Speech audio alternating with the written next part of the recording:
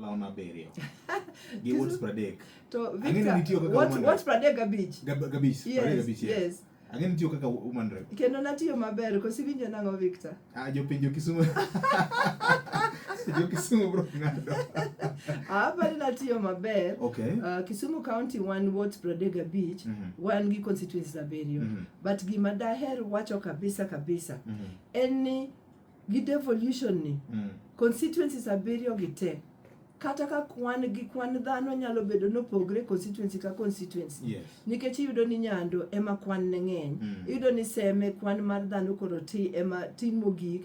But gin constituencies abiriyo maromre ei Kisumu County. Okay. Koro jatelo mabedo governor in 2027 nyaka bed ng'ama nyalo riwo constituencies gi te, kendo ng'ama nyalo go wang'e e constituency ka constituency mondo telo mondo development odonje constituency ka constituency.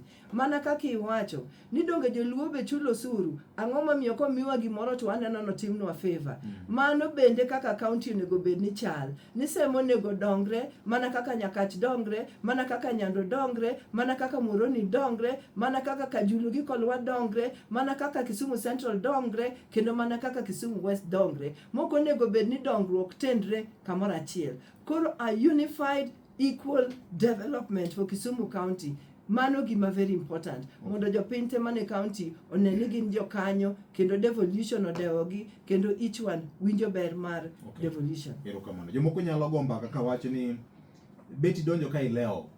Jomoko nochako ng'wej ne chon. Negichako nikech ne pogi bedo women representatives mosetiyo the whole county mong'eyo 7 constituencies. Sani kore ka wan at pa.